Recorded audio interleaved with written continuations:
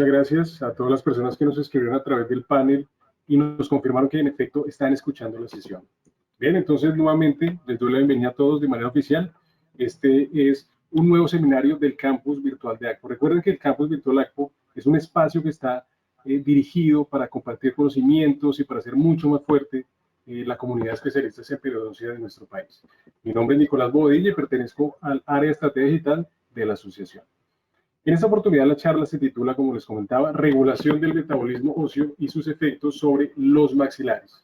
Como les decía, estará a cargo de la doctora Ana Karina Sarmiento Líbano. Ella es especialista en cirugía oral y maxilofacial de la Universidad Nacional de Colombia. Esta charla tendrá una duración aproximada de 1 hora y 30 minutos. Al final, como es usual, vamos a disponer de unos 15 minutos para responder las preguntas que ustedes nos hagan durante el transcurso de la exposición. Así que, para hacer sus preguntas, por favor diríjanse nuevamente a esa caja de preguntas y van formulándolas allí para que al final de la exposición pues entremos a responderlas junto con la doctora Sarmiento Líbano. Antes de comenzar, quisiera recordarles un par de aspectos técnicos que siempre es bueno tener en cuenta. Uno, evidentemente esta charla está siendo grabada, y dos, recomendamos el uso de audífonos para que escuchen mejor y cable de red, el cable de datos para que su conexión sea mucho más fluida. Hoy también nos acompaña la doctora María del Pilar Medina. Ella es presidenta de nuestra regional ACPO Bogotá. Es odontóloga y periodoncista de la Universidad Javeriana, es docente del Departamento de Periodoncia de la Universidad Javeriana también, y evidentemente pues ella será nuestra moderadora del día de hoy. Así que le doy la bienvenida a la doctora María del Pilar y muy buenas tardes, doctora. Bueno, buenas tardes a todos. Gracias, Nicolás. En nombre de la Junta de la Regional Bogotá, les doy la más cordial bienvenida y les agradezco por haber aceptado esta invitación. De igual forma, quiero agradecer a la Junta Nacional por habilitar este canal, el Campus Virtual ACPO, que nos permite seguir compartiendo, como decía Nicolás, los conocimientos y continuar haciendo nuestro trabajo con todos nuestros asociados. Entrando en contexto, el hueso no es un órgano estático, tiene interrelaciones importantes con el sistema inmunitario, con el hematopoyético, con el metabolismo del calcio, del fósforo, y cada día se van encontrando. Dime. Doctora María Pelear, quisiéramos, si es posible, que activemos tu cámara web para poder verte. La gente quisiera verte mientras das la introducción. ¿Pero ahí no me estás viendo? En este momento no vemos tu cámara web. Espérame.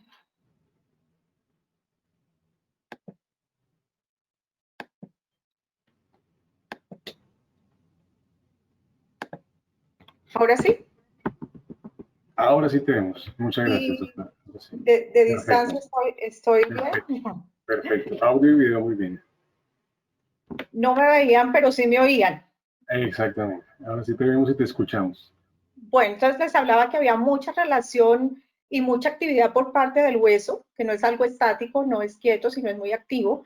Y por otro lado está el impacto que hay de la mortalidad y la calidad de vida, que en los últimos años ha tenido la prevención de fracturas por fragilidad que se presentan en los huesos del esqueleto, a estos pacientes que tienen osteopenia, osteoporosis. Se ha trabajado en la prevención de eventos esqueléticos asociados a melanoma múltiple, a metástasis de tumores sólidos. Entonces, de esta manera, digamos que han aparecido progresivamente unos medicamentos que van actuando sobre diferentes etapas del metabolismo óseo, disminuyendo eficazmente la incidencia de esas complicaciones de fractura. Los maxilares no son la excepción. Entonces, no son ajenos a los efectos de estos medicamentos, poseen unas características específicas que hacen que su respuesta al trauma, a la infección, sea diferente a la de otros huesos del esqueleto y que se vean afectados por patologías particulares como la necrosis ósea asociada a medicamentos. Es así como los pacientes necesitan una prevención tanto de las fracturas por fragilidad esquelética, pero también necesitan tratamiento de las patologías orales, el restablecimiento de función y estética, y esto hace pues que se cree la necesidad imperativa de una estrecha comunicación entre el médico tratante y los odontólogos de todas las especialidades para llegar a un consenso sobre cuál es el mejor tratamiento, logrando beneficios en el paciente y logrando el objetivo de nosotros. Entonces, para hablarnos de este apasionante tema nos acompaña en la tarde de hoy la doctora Ana Karina Sarmiento. Fíjense, yo voy a leer un pedacito acá. La doctora Ana Karina es cirujana oral y maxilofacial, egresada de la Universidad Nacional de Colombia, perteneciente al grupo de Hueso Saludable de la Fundación Santa Fe de Bogotá. Es docente en la Facultad de Medicina de la Universidad de los Andes y docente del posgrado de Cirugía Oral y Maxilofacial de la Universidad Nacional e instructora de reanimación cardiopulmonar básica y avanzada de la American Heart Association. Los dejo entonces con la doctora Ana Karina. Bienvenida, doctora. Bueno, muy buenas tardes y gracias, doctora María Pilar, y gracias a todos los miembros de la Sociedad Colombiana de Periodoncia y todas las personas que se encuentran hoy conectadas con nosotros en esta charla. Para mí es un honor poder compartir con ustedes este tiempo y espero que la información que tengo que compartir con ustedes sea de su utilidad. Entonces, no siendo más, creo que voy a empezar entonces a mostrar la información.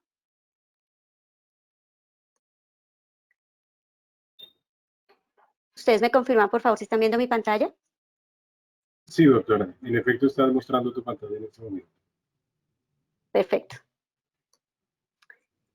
Entonces, el tema que en esta tarde vamos a tratar del cual vamos a tratar de hablar es la regulación del metabolismo óseo y los efectos sobre los maxilares.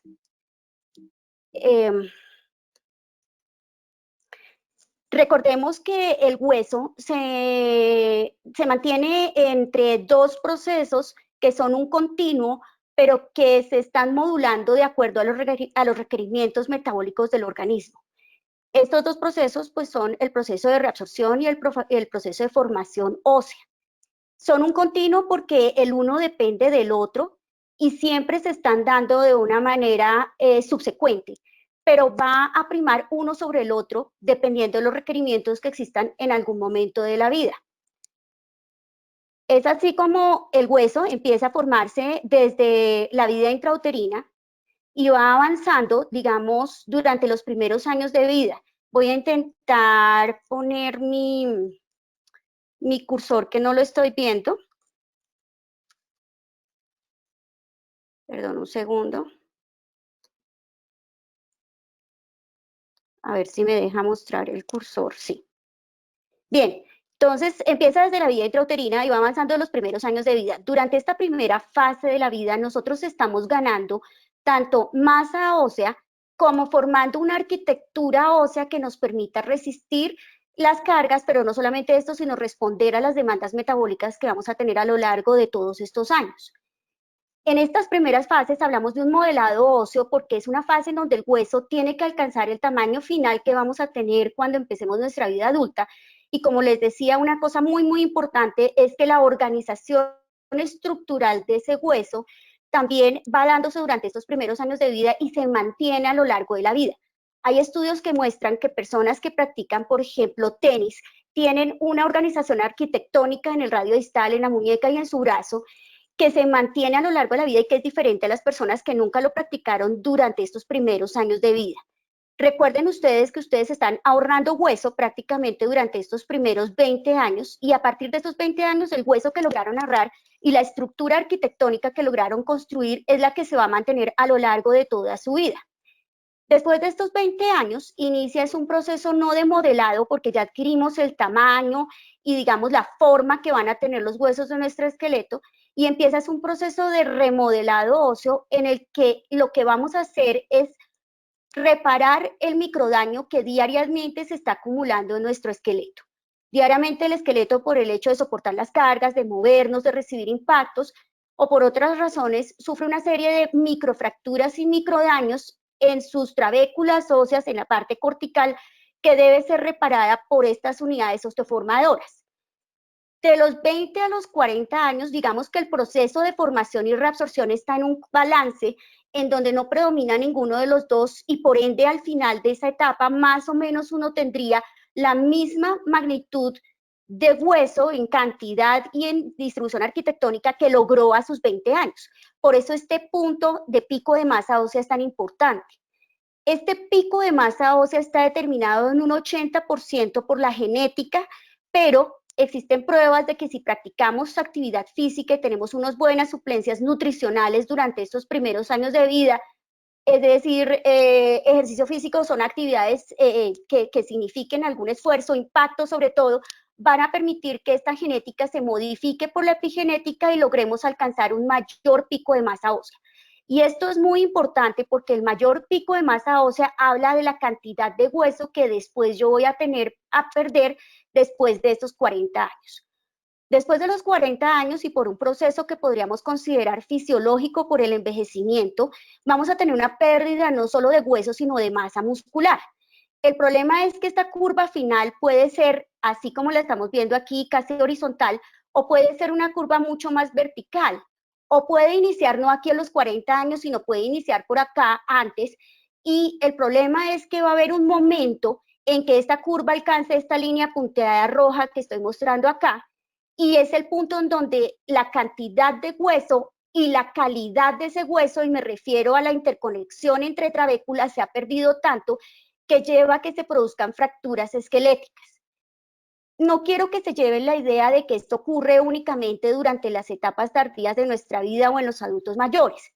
Estas fracturas por fragilidad se pueden producir desde los primeros años de vida porque todo depende de la calidad de hueso que tengamos formado durante todos estos años y de ciertos factores que determinan también la calidad y la cantidad del hueso que estamos estructurando. El problema es que, como les digo, nosotros podríamos llegar mucho más temprano a este punto de fractura. Y este punto de fractura es importante porque es cuando vamos a requerir tratamiento. El tratamiento para la fragilidad ósea no es muy numeroso, no tenemos muchos medicamentos y tampoco se pueden utilizar por mucho tiempo. Entonces tenemos problemas con pacientes que comienzan a presentar fragilidad ósea muy temprano en la vida, porque finalmente nos vamos a quedar sin alternativas de tratamiento y va a comenzar a presentar complicaciones como las que vamos a ver hoy en la zona de los maxilares. Como les decía, la resistencia del hueso depende de una serie de factores que podemos agrupar en tres importantes. El primero, pues, es la calidad del material. En cuanto a la calidad del material, recordemos que el hueso básicamente está formado por una estructura proteica que es el colágeno. Básicamente colágeno 1, aunque hay otros que también están participando en la estructura del hueso. El que sigue en cantidad después del colágeno tipo 1 es el colágeno tipo 5. Y por una estructura cristalina, que son los cristales de hidroxiapatita, que se depositan sobre ese colágeno de una manera estratégica. Para que estos cristales de hidroxiapatita puedan depositarse sobre este colágeno, es muy importante que estas fibras tengan una distribución especial, que hayan unos gaps entre fibras de determinadas magnitudes y que tenga unas características este colágeno como una molécula o una proteína madura para que pueda llevarse a cabo de una manera adecuada. Con esto les estoy diciendo que existirán enfermedades como la osteogénesis imperfecta, en donde tenemos una mutación de los genes que participan para la síntesis de los aminoácidos del colágeno, como son el COL1 y COL2, en los cuales tenemos un colágeno que no es funcional, que no tiene unas características adecuadas y que por ende tampoco se va a mineralizar de una manera adecuada, lo cual al final va a hacer que la resistencia de este hueso no sea la adecuada desde los primeros años de vida. Hay muchísimos tipos de osteogénesis imperfecta descritos, unos incompatibles con la vida, otros en donde se mueren a temprana edad por las fracturas básicamente de la reja costal que compromete la ventilación y la respiración, y otras que no se ven sino en los pacientes adultos. Y es en estos en los que nosotros debemos tener cuidado porque podemos encontrar pacientes que siendo ya adultos, considerados después de los 18, 20, hasta 30 años, podrían presentar una fractura por fragilidad porque la osteogénesis imperfecta no se la han diagnosticado previamente. Hay casos en donde empiezan a fracturarse desde temprana edad y son fracturas tras fracturas tras fracturas que ya hacen pensar que puede tener esta patología y se hagan estudios genéticos en la que se diagnostique. pero hay casos que no. De hecho, hemos tenido varios adultos de 30 años que llegan con fracturas que luego de la primera se vuelven repetitivas y son fracturas por fragilidad, es decir, de bajo impacto, que es lo que hace que uno piense que el hueso no es de buena calidad. Ahora vamos a ver qué es un impacto, pues qué es una fractura de bajo impacto. La diabetes es otra enfermedad que compromete la calidad del colágeno, y recuerden ustedes que hay una diabetes 1 que afecta a los niños, adolescentes y personas muy jóvenes, y existe una diabetes 2 que es la que caracteriza o afecta a los pacientes adultos. En juntas, la estructura del colágeno está alterada y la calidad del hueso no es buena. Digamos que la incidencia de fracturas en pacientes con diabetes tipo 1 puede ser muy alta, y por eso es una enfermedad que hay que tener en cuenta, porque ellos tienen un hueso de una calidad que no es la mejor. En cuanto a la cantidad del material, pues tenemos que tener presente que este material puede perderse por varias razones, o puede haber un exceso de material por el otro lado. En la pérdida de material, pues tenemos la pérdida mineral, específicamente de calcio. Recuerden ustedes que el organismo debe tener unos niveles en sangre que están dentro de unos rangos muy estrictos de este ion. Cuando este ion se disminuye por la función metabólica diaria de nuestro cuerpo, principalmente contracción muscular, y dentro de eso es el músculo cardíaco, la sangre debe buscar este ion para reemplazarlo de algún sitio, porque es vital para el ser humano que esté dentro de esos rangos. Luego lo va a buscar donde sea. Una fuente donde lo va a obtener es de la dieta. Si nosotros no consumimos suficiente calcio en la dieta, el hueso va a tener que extraerlo de otros sitios. Y en ese sentido, el hueso es el mayor reservorio de calcio. Por ende, el cuerpo lo va a sacar de su primer fuente, que es el hueso.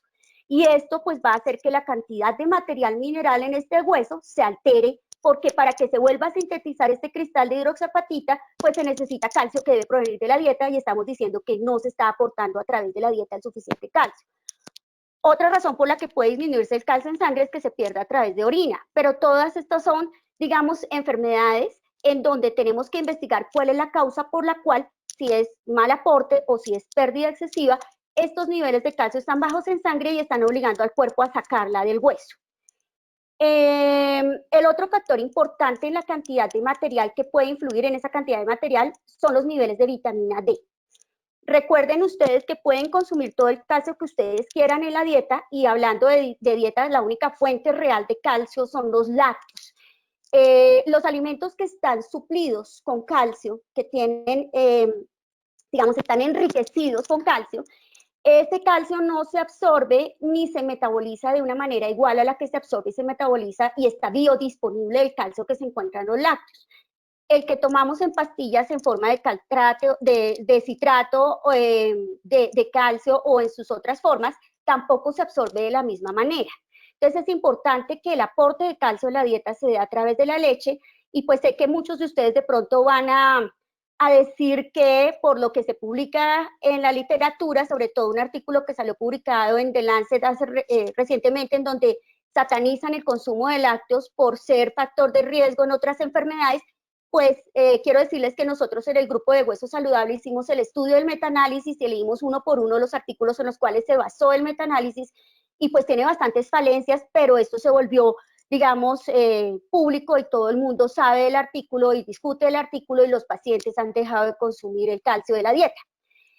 El segundo factor, como les digo, es la vitamina D, que es la que hace que este calcio que consumimos en la dieta se absorba a través del intestino. De lo contrario, si yo no tengo niveles de vitamina D adecuados en mi cuerpo, el calcio se elimina tal cual lo estoy consumiendo.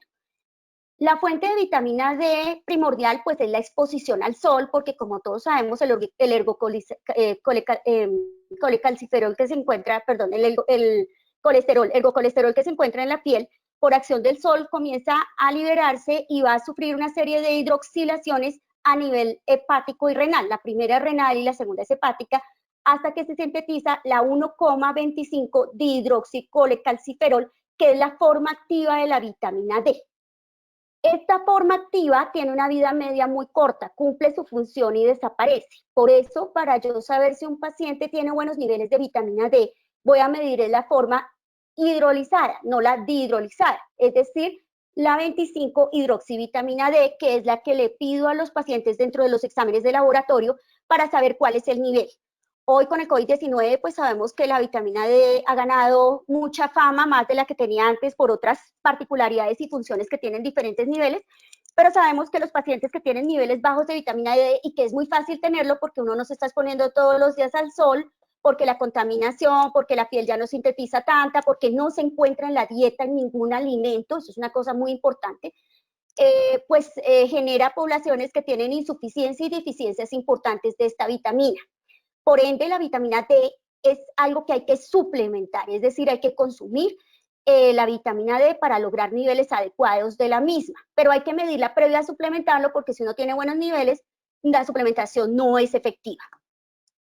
Con esto les estoy diciendo que si el paciente tiene patologías renales crónicas o patologías hepáticas que comprometan tanto su función como para impedir la hidroxilación de la vitamina D, vamos a tener una forma no activa de vitamina D y por ende no vamos a absorber el calcio.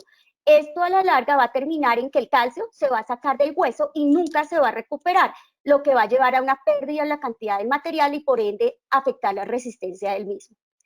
Existe otra, digamos, el otro extremo de la situación, que es un exceso de material, como el que se produce en la osteopetrosis, en donde se forma mucho hueso, pero no se reabsorbe este hueso. Entonces, tenemos un exceso de material que también torna el hueso frágil porque se vuelve como un cristal, compromete la vascularización y esto hace que estos pacientes sean muy susceptibles a infecciones. Manejar un paciente con osteopetrosis desde el punto de vista del maxilofacial es muy, muy complejo porque ellos terminan haciendo una osteomielitis de muy difícil manejo. El otro espectro por el cual pueden presentar deficiencias en el material son los pacientes con síndromes de mala absorción. Y en esto pues tenemos los pacientes que se han hecho cirugías bariátricas o pacientes que tienen alteración en la capacidad de absorción del intestino en las porciones en donde se absorbe el calcio o la vitamina D. Entonces son pacientes que ustedes deben tener como targets en este sitio, ¿cierto? Porque en su evaluación clínica, si al evaluar los antecedentes médicos del paciente identifican algunas de estas condiciones, pueden ir pensando que ese hueso en el que ustedes van a trabajar y van a realizar sus procedimientos, porque los maxilares no están aislados del paciente, forman parte de todo el esqueleto del paciente, posiblemente ya no es el mejor escenario ni el más seguro y van a tener que tomar precauciones para poder trabajar en ese paciente. El hiperparatiroidismo es un mecanismo que se desencadena por deficiencia de calcio en sangre, es decir, cuando los niveles de calcio se bajan, las paratiroides se activan para sacarlo del hueso. Pero hay condiciones patológicas en donde, habiendo suficiente cantidad en sangre, las hormonas, las glándulas paratiroideas se activan bien sea por lesiones tumorales o por activaciones en pacientes con enfermedad renal crónica y llevan a que se saque ese hueso, afectando nuevamente la calidad del material. El siguiente factor que afecta la resistencia del hueso, pues es la micro y macroarquitectura del hueso. Como les decía, esto es como una edificación en donde las bases y las conexiones entre los muros deben ser muy buenas para que resistan el peso que tiene que soportar. Nuestro esqueleto debe soportar nuestro peso diariamente y de hecho se mantiene en la medida en que lo tenga que soportar. Estar 2 horas aquí escuchando una charla sentados de pronto no es el mejor escenario para el esqueleto, porque a los 40 minutos el esqueleto va a pensar que no necesita tanto hueso y seguramente vamos a empezar a perder material. Entonces uno debe levantarse y caminar y el esqueleto debe soportar ese peso. Por eso es tan importante caminar y moverse y el ejercicio es determinante en esto. El ejercicio determina esa arquitectura desde los primeros años de vida. Entonces nuestros niños deben jugar y deben jugar haciendo práctica de deportes de impacto, voleibol, baloncesto, saltar lazo, etcétera. Nosotros ya de pronto el impacto no es tan bueno, no sé, de pronto hay personas muy jóvenes, pero ya cuando pasan los años uno debe empezar a practicar, son ejercicios de pesas en donde el músculo transmita la carga al hueso, porque en el que mantiene el hueso en el esqueleto, pues son los músculos, y en nuestros maxilares los que mantienen esto es la carga que transmiten nuestros dientes y nuestras inserciones musculares sobre nuestros maxilares. Como les decía, la genética es un factor muy importante, pero lo podemos modificar y la idea es que empecemos a modificarlo en nuestros jóvenes y la raza es un factor importante, porque, por ejemplo, los japoneses, a pesar de tener menos, digamos, densidad mineral ósea y ser más susceptibles por esta razón a fracturas, no se fracturan porque la angulación que tiene la cabeza del fémur con la porción distal del fémur los protege contra fracturas de cadera, entonces tienen incluso menos fracturas de cadera que el resto de la población. Nuestro hueso entonces es el resultado de una cantidad de factores que a lo largo de la vida van influyendo eso.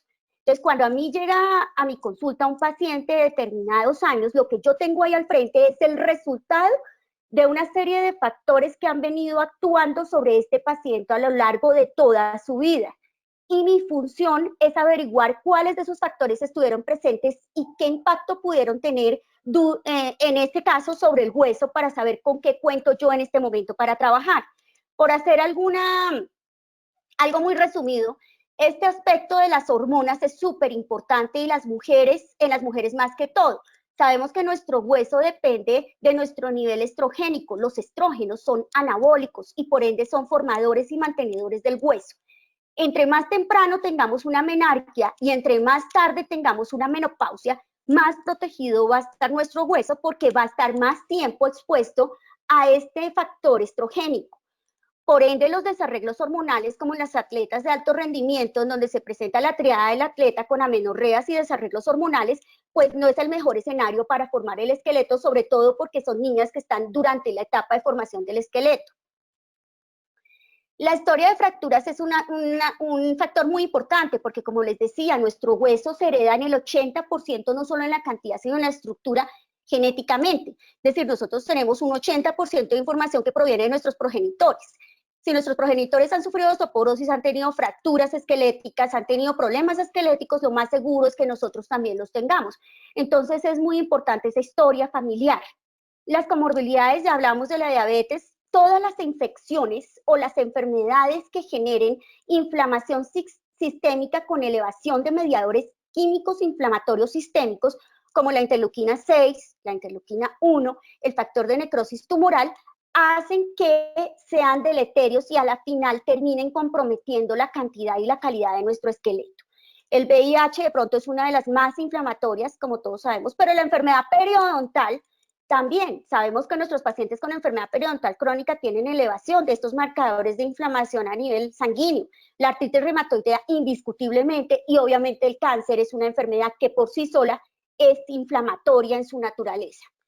Hábitos como fumar, pues es terrible, consumo de alcohol, la postración, los pacientes que tuvieron algún accidente y tienen que estar postrados en una cama, son pacientes que pierden masa ósea, por eso hay que ejercitarlos de alguna manera, hay que transmitir algún tipo de carga, y en esto pues todos los que saben de fisiatría nos pueden dar luces de la importancia que tiene mantener activamente a estos pacientes, así tengan discapacidades físicas que limiten su movilidad, pero es bien sabido que si uno está quieto, pues pierde todo el músculo y el hueso. El sedentarismo es fatal, entonces hay que hacer ejercicio. La polimedicación, y dentro de estos tenemos varios, y es el tema que vamos a hablar hoy más extensamente, pero recuerden ustedes que los corticoides son deleterios, sobre todo si se toman más de 5 miligramos diarios por 3 meses. Durante estos periodos de tiempo, durante los primeros 3 meses se produce una pérdida de masa ósea supremamente importante que pone a los pacientes en riesgo de fractura. Después de estos 3 meses, así sigan en tratamiento, se produce como una estabilización de la pérdida ósea y pueden recuperar algo. Y una vez se suspende el corticoide, el esqueleto puede recuperar parte de esa estructura perdida. Eso es algo importante. No todo, pero algo. Medicamentos como los anticonvulsivantes y anticoagulantes, para que los tengamos presentes, específicamente la warfarina, de pronto los de nueva generación menos, afectan la calidad y cantidad del hueso, y como habíamos mencionado, los síndromes de mala absorción, la enfermedad renal y la enfermedad hepática. ¿Por qué es importante esto? Porque un paciente que tenga fragilidad ósea es aquel paciente que se va a tropezar, se va a caer y se va a fracturar. Esa caída de su propia altura que produce una fractura se conoce con el nombre de fractura por fragilidad, y es la que debe llamar la atención de todos nosotros. El niño que está en crecimiento y se cae y se fractura un brazo no es tan importante, pero si vuelve y se cae y se fractura el otro brazo, eso ya es importante. Si se cae y se fractura el fémur, esa sola fractura ya es importante y amerita un estudio de hueso porque posiblemente estemos enfrente de una osteogénesis imperfecta. Pero el adulto que se tropezó y se cayó, siempre así digan que es aparatosa, que es no sé qué, que sí se considera que no es una fractura de alto impacto y por ende amerita un estudio de esa calidad de hueso. Indiscutiblemente nuestro mayor volumen de pacientes con fragilidad ósea pertenecen a dos grupos importantes. El primero de ellos pues es la osteoporosis, que per se es una enfermedad crónica que se caracteriza por una pérdida en la resistencia del esqueleto, el cual se fractura con traumas de mínima intensidad y específicamente lo que lleva a que el hueso pierda la resistencia en la osteoporosis, dependiendo del tipo de osteoporosis. La posmenopáusica pues es la falta de estímulo estrogénico y el pico de masa ósea que se alcanza, que de pronto no es más alto y lleva a una pérdida más temprana de esa calidad con fractura, pero existen unas osteoporosis secundarias que son debidas a comorbilidades que hacen que se deteriore el hueso, como el consumo de corticoides, fumar, y otra serie de enfermedades como las que mencioné anteriormente, que van deteriorando el hueso y puede hacer que uno presente esta fragilidad mucho más temprano sin que sea posmenopáusica.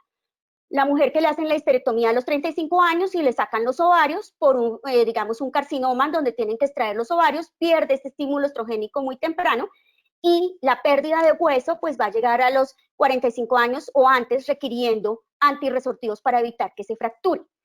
El contexto del paciente oncológico es el segundo gran grupo de pacientes que nos van a llegar a la consulta y a los cuales tenemos que revisar con mucho cuidado desde el punto de vista óseo.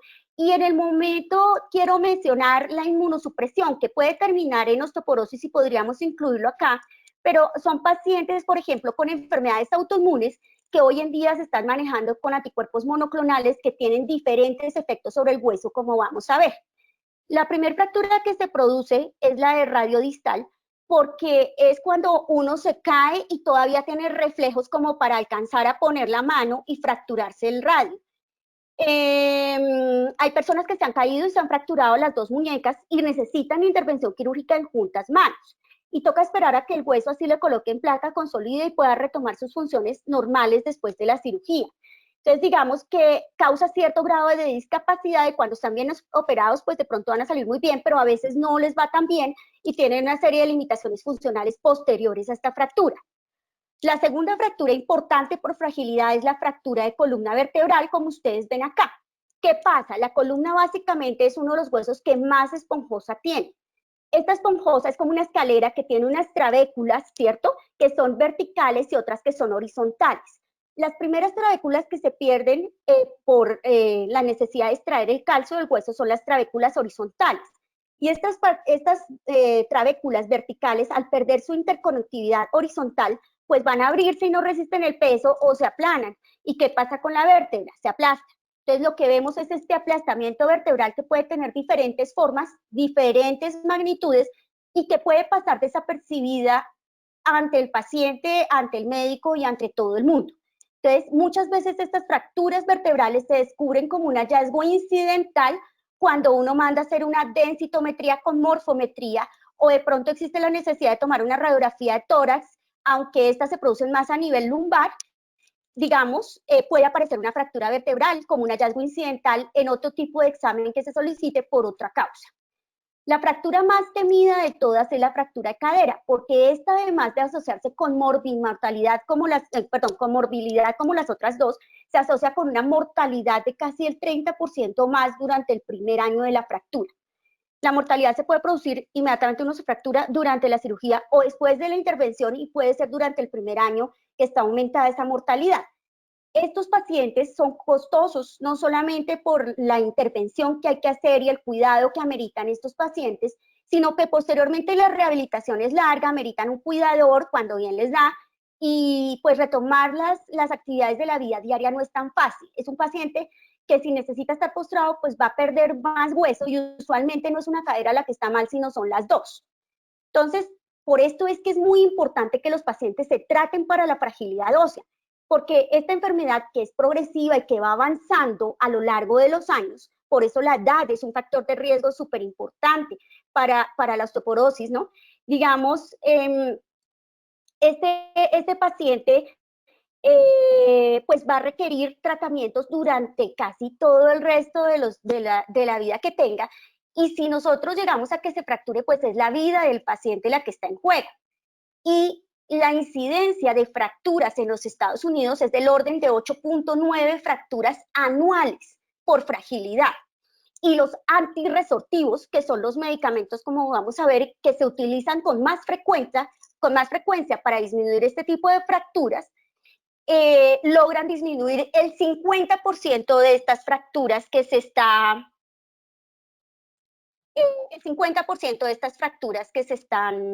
produciendo. ¿Todos están viendo las presentaciones? Es que estoy viendo personas que no las están viendo. En este momento sí, doctora, pero pues creo que si lo consideras, podemos proceder a pedirle a las personas que nos informen a través del panel de chat, panel de preguntas, disculpen, si en efecto están viendo o no la presentación. De pronto valdría la pena aclararle a las personas, porque hay alguien que dice que solamente está viendo mi cara, que toca marcar en la presentación para que pueda ver la presentación, o explicarle cómo puede tener acceso a la presentación. Perfecto. Pues yo, mira, fíjate que en este momento estoy viendo que las personas nos dicen que sí ven. Bueno, esa persona que te indicó que no ve, le pedimos el favor que nos escriba directamente al panel de preguntas y le ayudamos a resolver su situación. Perfecto. ¿Listo? Entonces, continuando, vemos aquí el escenario del paciente oncológico. En el escenario del paciente oncológico tenemos dos condiciones importantes, o digamos, podríamos dividirlos en dos grupos importantes. El primero es el mieloma múltiple, que pues es una enfermedad que se desarrolla en los huesos, son lesiones tumorales de células que se desarrollan, o sea, digamos, hay gamapatía y se desarrollan unos tipos o clones celulares del tipo que se desarrolle y que invade la estructura del hueso, es decir, el hueso se reemplaza por las lesiones tumorales como ustedes ven acá. Por ende, debilitan la estructura del hueso y aquí lo que se produce no es, bueno, no es una fractura por fragilidad en la definición de mínimo impacto, aunque sería, pero en este caso lo que existe es una condición patológica en el hueso y por eso estas fracturas se llaman fracturas patológicas. Tanto los tumores como los quistes generan este tipo de lesiones intraóseas que llevan a las fracturas. Aquí ustedes ven una fractura de columna, pero esta no es un mieloma múltiple. Esta es una lesión tumoral que se produce por invasión o metástasis de tumores sólidos. Los tumores sólidos que más invaden el hueso, pues todos lo sabemos, es pulmón, seno, el cáncer de mama y el cáncer de próstata. Entonces, en estos casos lo que se produce es una invasión del tumor original en el hueso, destruyendo la estructura del hueso. En este caso, los antirresortivos no solamente son eficientes porque bloquean la pérdida de hueso que está causando este tumor, porque este tumor está liberando una serie de mediadores inflamatorios y está liberando una serie de sustancias que afectan las vías de señalización normales del hueso a punto que lo están reabsorbiendo. Entonces, el bisfosfonato o los antirresortivos van a bloquear eso y van a impedir que sigan avanzando la enfermedad dentro del hueso. Entonces, controla la enfermedad, evita los eventos esqueléticos asociados a la enfermedad, los cuales son básicamente fracturas, dolor y discapacidad.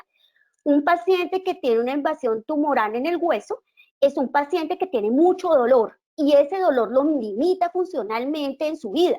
Tiene una calidad de vida muy mala por el dolor y por la limitación funcional que tiene ese paciente.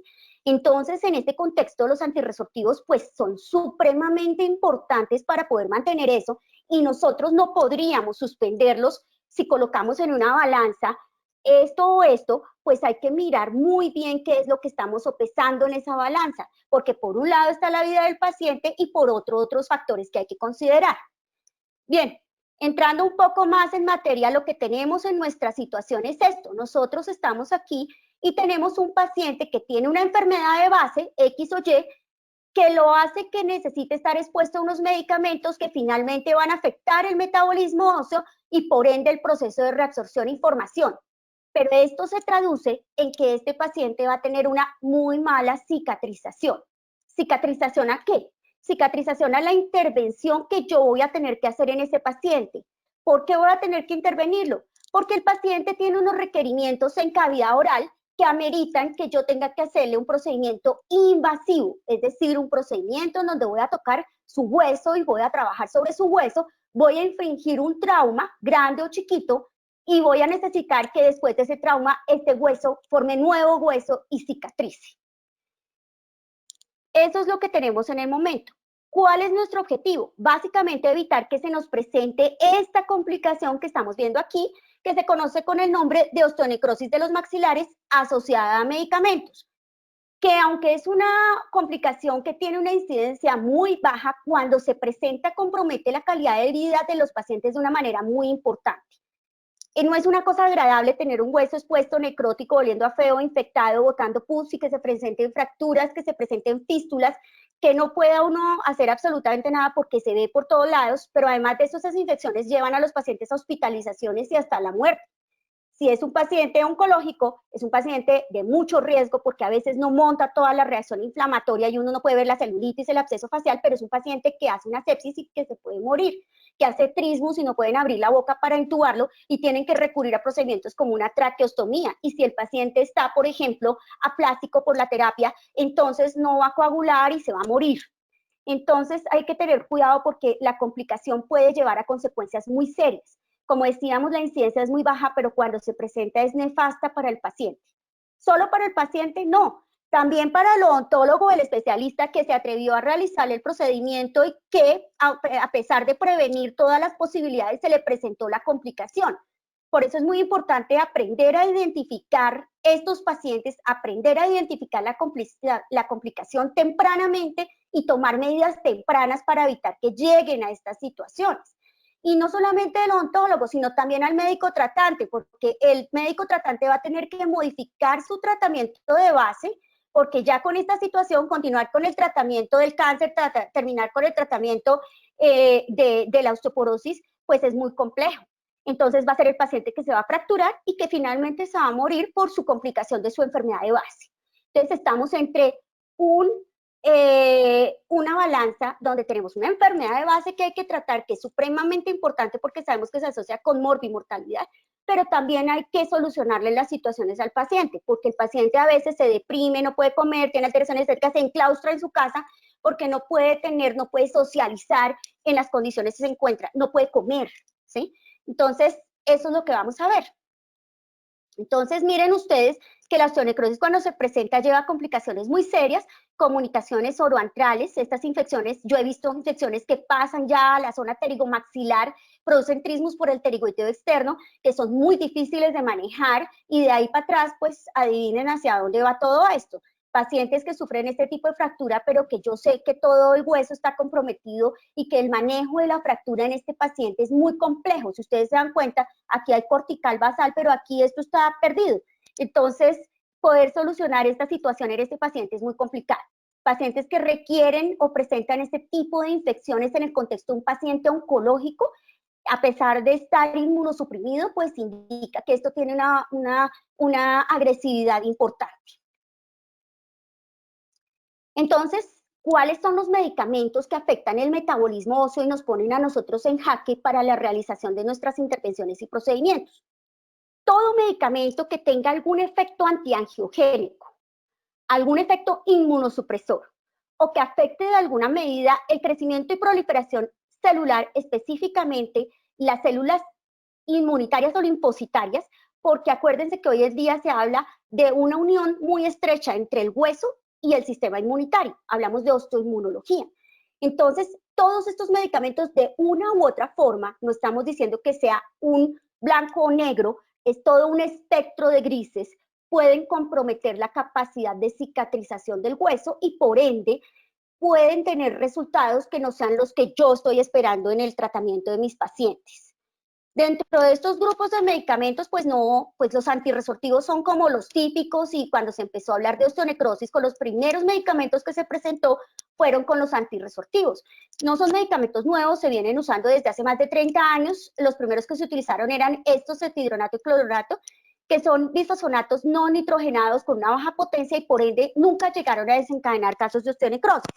Pero cuando se mejoró la situación, porque uno siempre tiende a mejorar el tratamiento para tener más efectividad en el mismo, entonces se les agregó unos grupos, se nitrogenaron y entonces se vio que se aumentó la potencia muchísimas veces. Entonces comenzaron a salir medicamentos nitrogenados como el aledronato, que se administra por vía oral, risedronato y mandronato, que se administran por vía oral, soledronato, que es parenteral, pamidronato, que es parenteral. Y fue cuando comenzaron a aparecer los casos de osteonecrosis y entonces comenzamos a ver que esta afección en el metabolismo óseo tenía un impacto sobre los maxilares que no tenía en ningún otro hueso del cuerpo y que todavía, digamos, en la patofisiología, pues se plantean una serie de posibilidades que vamos a indagar ahora. ¿Por qué? ¿Por qué los maxilares y por qué no otro hueso? Dentro de eso, pues no se ha logrado probar nada, pero existen algunos indicios que nos pueden ayudar como a establecer patrones.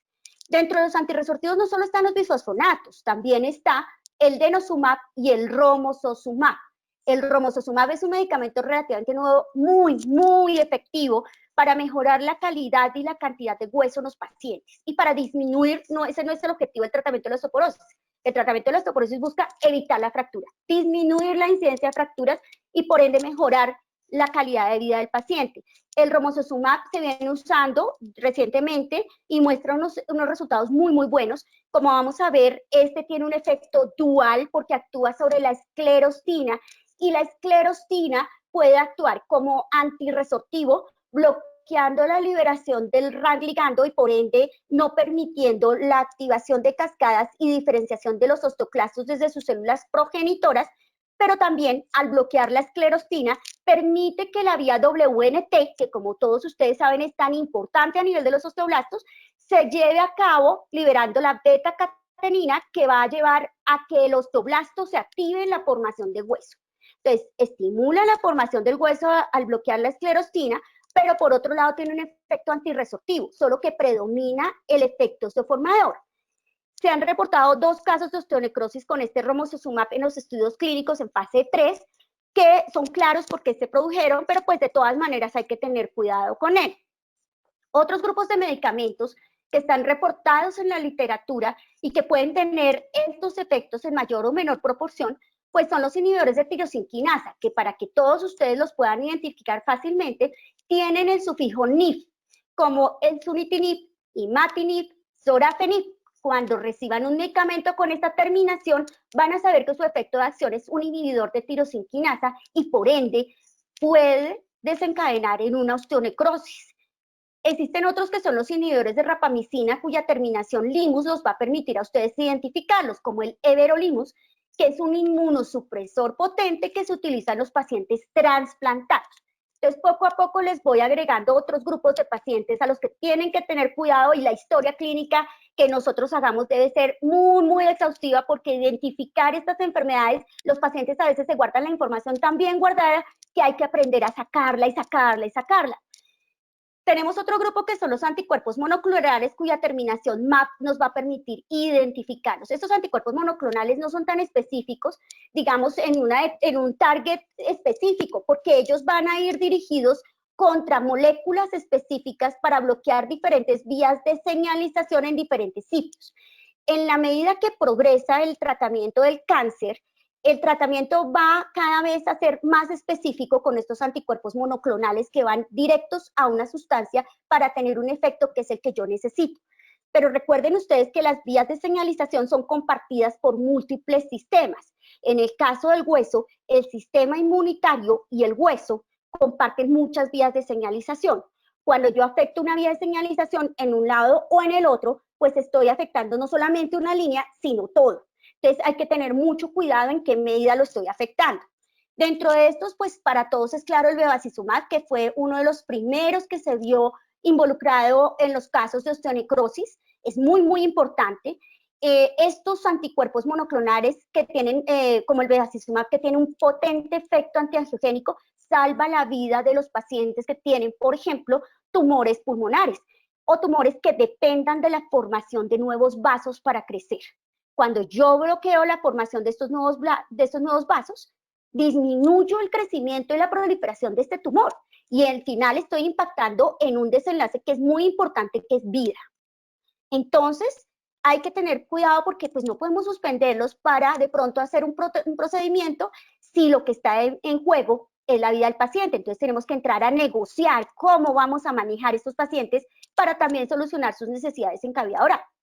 Otro es el adalimumab y el rituximab, que también lo habrán escuchado en sus pacientes en las historias clínicas.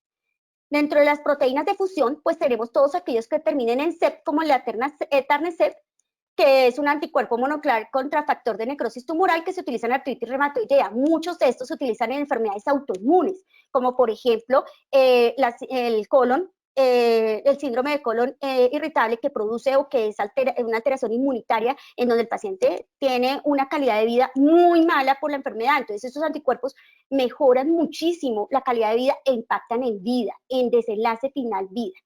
Dentro de otros medicamentos asociados que pueden desarrollar osteonecrosis para que los tengan presente, el raloxifeno que se utiliza en cáncer, tratamiento de cáncer de seno, en aquellos tumores que son hormonodependientes, ¿no? Y tenemos el metotrexate, que cada vez hay más casos reportados con pacientes con metotrexate, que como sabemos es un modificador de la enfermedad de la artritis reumatoidea. Es un medicamento que forma, junto con la sulfasalacina, con la hidrocloroquina y con otros, forma un equipo que modifica la enfermedad. Son modificadores de la artritis. Aquí ustedes pueden ver el listado, pueden ver las indicaciones, usualmente son digamos, medicamentos que se utilizan en el tratamiento del cáncer. Por eso hoy en día la lista se va a hacer cada vez más y más larga en la medida que progresamos en el tratamiento del cáncer. Y van a ver ustedes las referencias en las cuales estos medicamentos se asociaron al desenlace de osteonecrosis. Aquí hay unos, aquí hay otros, aquí hay otros. Entonces, volvemos a la situación. ¿Cuál es nuestro objetivo? Nuestro objetivo básicamente es disminuir el riesgo. No existe una receta médica, ni vamos a dar una receta médica aquí que diga, ay, haga tal cosa, si es así, así, así, chulo, chulo, chulo, entonces siga aquí con esta flecha y el resultado va a ser este y prométale a su paciente que no va a ser una osteonecrosis. No, el objetivo nuestro es colocar en una balanza, digamos, los factores que nos complican la situación y los factores que podemos manejar y solucionar y cómo los podemos manejar para que esa balanza se equilibre al punto de disminuir el riesgo de que nuestro paciente se complique. Entrando en el tema de la osteonecrosis, entonces, pues la fisiopatología, no les tengo buenas noticias, es bastante complicada, existen muchos factores que influyen y vamos a analizar muchos de ellos para que sepamos cuáles nosotros podríamos manejar para disminuir el riesgo. El primer factor es la edad. Entre más edad tenga un paciente, sabemos que el escenario no es el mejor y desafortunadamente los pacientes que requieren nuestra ayuda desde el punto de vista de rehabilitación, con implantes o con otro tipo, pues usualmente son pacientes mayores, son pacientes en donde la edad es un factor que juega en nuestra contra. El segundo factor o gran grupo pues es el trauma y este trauma pues recordemos que los maxilares están expuestos a trauma continuo por la masticación, por la fonación, por la actividad muscular de labios, lengua, carrillos, etcétera, pero también por el macrotrauma, por ejemplo la parafunción, el bruxismo genera cargas sobre los dientes que se transmiten a la unidad dentoalveolar a través del periodonto. Entonces ese trauma puede ser micro o puede ser macro, por ejemplo el que hago yo en una intervención quirúrgica.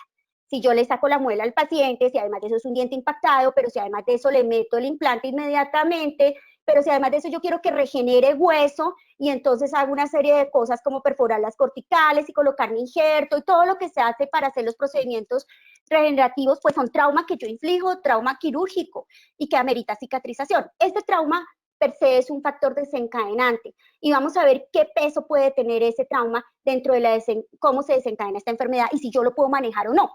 La infección e inflamación local es un factor supremamente importante. Entonces, recuerden ustedes que la infección e inflamación local no es solamente local, que hay sustancias químicas y marcadores inflamatorios sistémicos que ya nos dicen que estamos generando una alteración en ese hueso desde el punto de vista esquelético. El pronóstico de un paciente con artritis reumatoidea, el pronóstico de un paciente con osteoporosis es mejor si no tiene enfermedad periodontal y creo que es mejor muchos otros desenlaces sistémicos si no tenemos la enfermedad periodontal. Entonces es una cosa que hay que controlar, es una cosa que hay que manejar. Es claro que si yo tengo que hacer una exodoncia de un diente porque hoy se fracturó y la tengo que hacer en 15 días porque es una fractura radicular, el pronóstico, a pesar de que el paciente tenga otra serie de factores de riesgo en cuanto a osteonecrosis, va a ser mejor en ese paciente que el paciente que tiene la enfermedad de endoperio de una molar que lleva marras allí induciendo daño y daño y daño y daño sobre ese sitio. Dentro de los factores genéticos se han planteado varios, pero esto es exótico, hay una serie de variaciones genéticas que se asocian más con riesgo de osteonecrosis, indudablemente todo lo que tenga que ver con mutaciones que afecten la vía WNT, que afecten la vía, las vías de señalización involucradas en el funcionamiento de los osteoclastos y osteoblastos, pues van a tener relación, o del COL1, COL2, etcétera, van a tener relación con que van a ser pacientes de más riesgo de osteonecrosis, por eso hay que integrar también en la historia clínica de ese paciente. Dentro del otro grupo grandote importantísimo son los medicamentos, porque estos medicamentos afectan la cicatrización, producen inmunomodulación de todo el sistema inmunitario. Esa parte de inmunomodulación es una cosa que es muy importante y vamos a ver cómo logra los medicamentos hacer eso localmente. Lo pueden lograr sistémicamente, pero localmente hay una fase de alteración del sistema inmunitario local que permite ciertas cosas que son desencadenantes o que llevan a un empeoramiento de una situación como una osteonecrosis.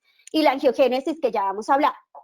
Tenemos que las comorbilidades son un factor importantísimo, por eso hay que averiguarlos, y la polimedicación. Todos los medicamentos que el paciente esté tomando, pues van sumando aquí como a la bolsa que aumenta el riesgo. El tabaquismo, indiscutiblemente, es un factor terriblemente importante que hay que manejar y que es imposible manejar.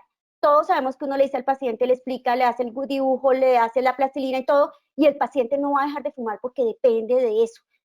Y entonces tenemos que saber cómo vamos a manejar esto y cómo lo vamos a llevar. Hay escenarios clínicos y, digamos, casos que podemos mostrar en donde el tabaquismo ha continuado y, a pesar de ser un factor importante, tampoco es el definitivo. Dentro de estos que tienen el chulo son los más importantes y son a los que nos vamos a detener hoy a tratar. Bien, entonces, ¿cómo estos antirresortivos causan una afección en el metabolismo óseo local que lleva a que se desencadene esta complicación que ustedes están viendo aquí con una cantidad de colonias de actinomices, que es lo que se encuentra en una osteonecrosis? Primero que todo, vamos a tratar el tema de los medicamentos. Nos vamos a centrar en cómo el medicamento es un factor muy importante y es imprescindible para hablar de osteonecrosis, porque el término es osteonecrosis de los maxilares asociado a medicamentos. Entonces, debe existir una exposición a medicamento para hablar de esta patología. El primer aspecto es que la biodisponibilidad de estos medicamentos depende de la vía de administración. Entonces, hay unos medicamentos que se administran por vía parenteral, hay otros que se administran por vía oral. Se sabe que la biodisponibilidad, es decir, yo le doy a un paciente un zoledronato IV y el 60% o más de ese medicamento se absorbe y se va al sitio donde se necesita. ¿Cuál es el sitio donde se necesita? Donde se está comiendo el hueso.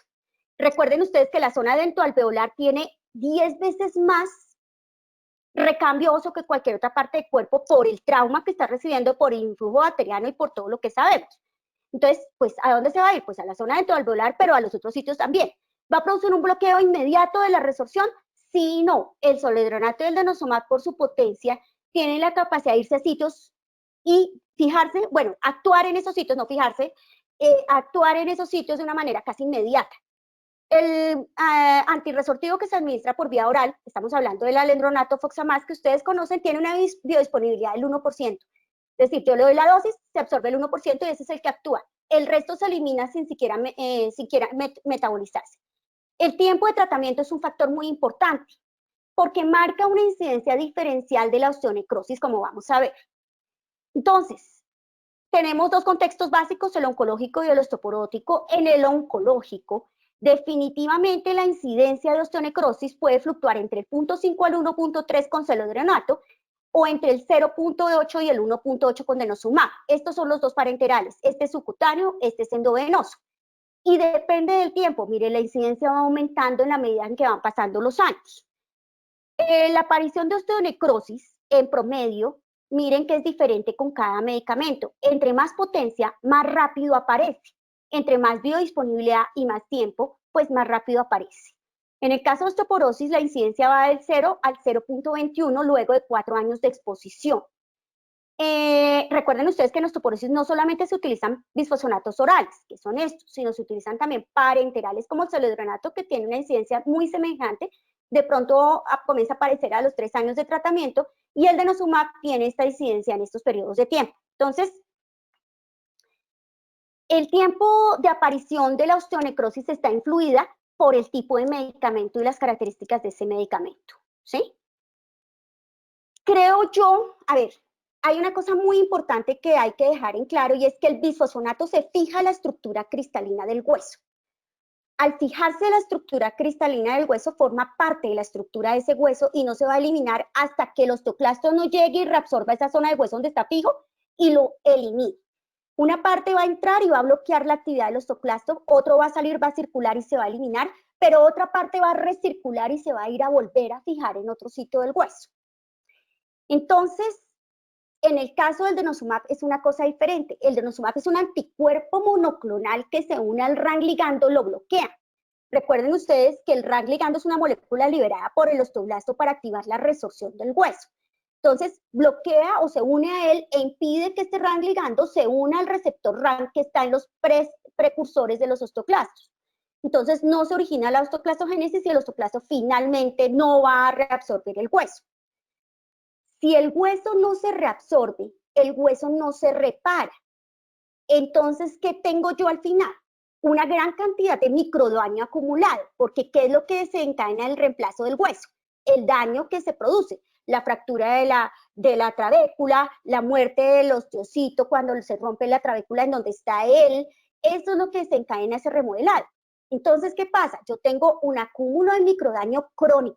Y para mí, personalmente, el principal factor que desencadena la osteonecrosis, que es más importante en eso, es este acúmulo de microdaño, porque microdaño sobre microdaño sobre microdaño acumulado finalmente es un daño macro, con un hueso que se necrosa por la cantidad de daño que está acumulado. Entonces, eso es muy importante y se demuestra en varios estudios. Uno de estos es muy importante porque hicieron un estudio de índice de fracturas superficiales en el tiempo y se dieron cuenta que a los 3 meses puede haber aumento de la porosidad, puede haber alguito de daño, incremento de la densidad mineral ósea al año, puede haber, digamos, un mayor índice de microfracturas a nivel alveolar y basal mandibular, pero a los 3 años definitivamente hay una necrosis de ese hueso. Miren ustedes las dosis comparativas a las que se expone un paciente osteoporótico versus un oncológico. Mientras que el osteoporótico, la dosis de denosumab es de 60 miligramos subcutáneos cada 6 meses, en el oncológico esta dosis es de 120 miligramos cada 4 semanas. Por ende, pues esta dosis es mucho mayor, entonces el grado de bloqueo de este proceso de reabsorción es mucho mayor en este paciente y es inmediato. Estos medicamentos se están absorbiendo, mire, la disponibilidad es del 60 al 78%. En osteoporosis, el zoledronato se aplica una dosis anual de 5 miligramos endovenoso, mientras que en el oncológico son 4 miligramos cada 3 a 4 semanas. Entonces tenemos un escenario totalmente opuesto aquí al que tenemos aquí.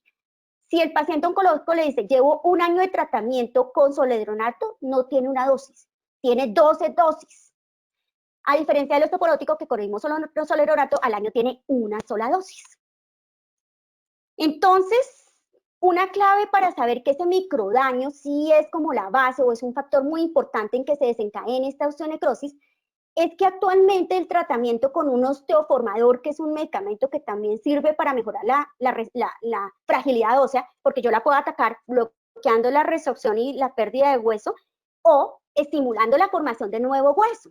Entonces, lo que se ha visto es que cuando yo estimulo la formación de este nuevo hueso, reparo ese microdaño que tiene ese hueso y le doy la oportunidad de esa reparación, de que tenga nuevas trabéculas, de que tenga una estructura diferente. Estos osteoformadores tenemos disponibles en nuestro país solo uno, ¿sí? Que es el teriparatide. Pero en Estados Unidos ya hay disponible otro que es el abaloparatide y tenemos otro que es el romosozumab, que les hablé anteriormente. Miren ustedes cómo ven este paciente con este daño mandibular al iniciar el teriparatide, miren lo que ocurre.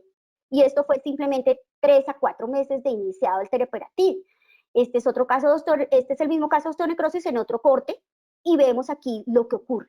Está mejor este lado que incluso el lado que no estaba afectado por la osteonecrosis, si ustedes se fijan. Bien.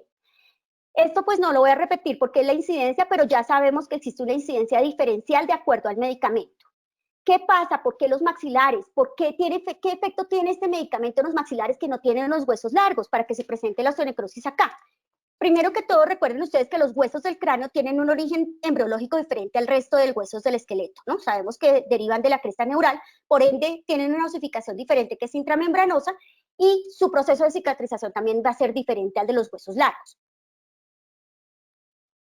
Se ha estudiado la estructura del hueso mandibular versus, por ejemplo, el fémur o la tibia. Y se ha visto que, o se ha observado que la mandíbula tiene mucho más colágeno, tiene más hidroxilicina y por eso el colágeno es un poco más estable y tiene una expresión mayor de un factor de transcripción que es el MSX1 y de la fosfatasa alcalina. Esto se explica por las mayores demandas metabólicas que tienen los maxilares, específicamente la zona dentoalveolar, comparado incluso al fémur que soporta el peso corporal. Ya les había dicho que los bifosfonatos tienen afinidad por los sitios donde el recambio óseo es mayor, por ende, pues van a tener afinidad por eso, y no sé si les haya pasado que sus pacientes les dicen, me aplicaron la dosis de soledronato y a mí me dolían todos los maxilares, me dolían los dientes. Algunos dicen me dolía la columna, algunos dicen me dolían las piernas. Depende del sitio donde esté más activo ese recambio, es el sitio donde el medicamento tiende a fijarse más. ¿Y qué se ha visto? Se tomaron células estromales de la médula ósea mandibular y células estromales de la médula ósea de tibia y se expusieron al soledronato. Y lo que se vio es que estas células respondían diferente dependiendo de su ubicación. Entonces, se vio que las células estromales de la médula ósea expuestas a soledronato perdían su capacidad de proliferación o la disminuían, mientras que las de la tibia y el fémur la aumentaban. Y esto explicaría por qué, si yo tengo una osteonecrosis, hago una exoncia en un diente o hago un trauma quirúrgico, el proceso de cicatrización nunca se da si el hueso no tiene esa capacidad de cicatrización y se desencadena la osteonecrosis. En cambio, en una fractura de un hueso largo, por ejemplo, cuando ya está formado el callo óseo, muchas veces favorecen esa mineralización y les dan antirresortivos porque mejoran eso en el momento oportuno, cuando se dan en ese momento oportuno. Entonces, la respuesta de estas células, al parecer, cuando están expuestas a este medicamento es diferente dependiendo de la ubicación o el hueso del que estemos hablando.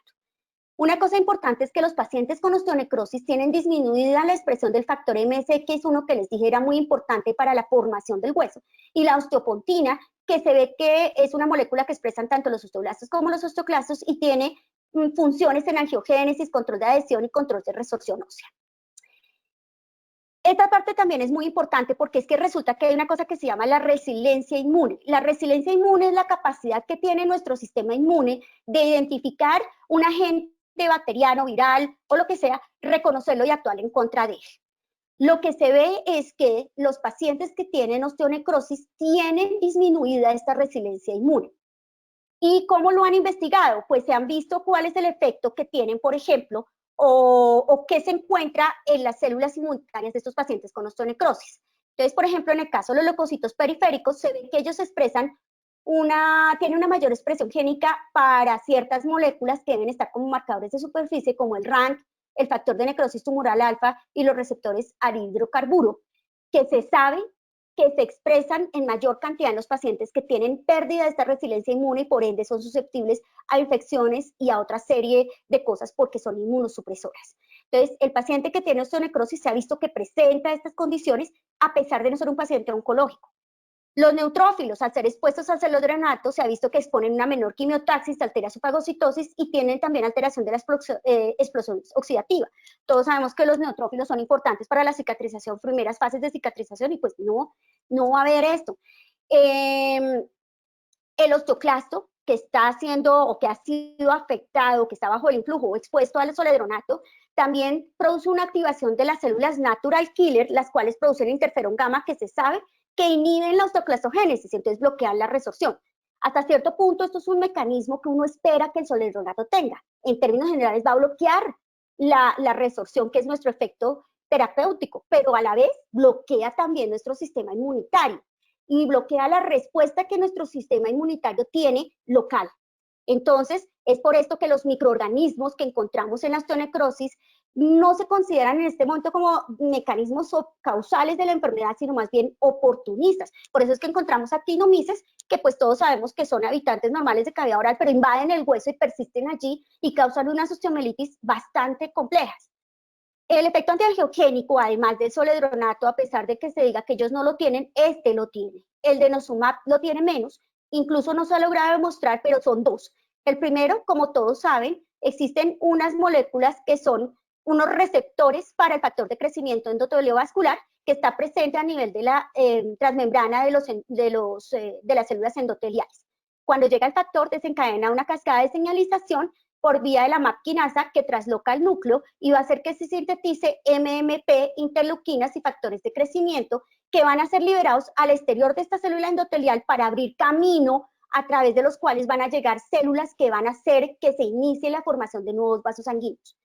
El zoledronato bloquea esta vía, bloquea este receptor y causa un daño sobre el receptor del factor de crecimiento endotelio vascular, por ende compromete, tiene un efecto antiangiogénico que no es el factor desencadenante de la osteonecrosis, pero suma.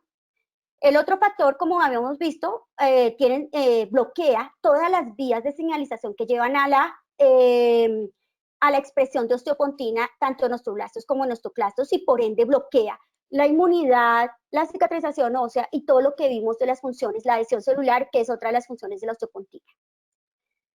Bien, entonces ya habíamos visto cómo el trauma quirúrgico, por todas estas condiciones, ¿cierto?, en un hueso que está bloqueado para cicatrizar, pero que además tiene una gran cantidad de microdaño acumulado, pues es un factor muy importante que podemos controlar. El otro es la infección y la inflamación local. ¿Por qué?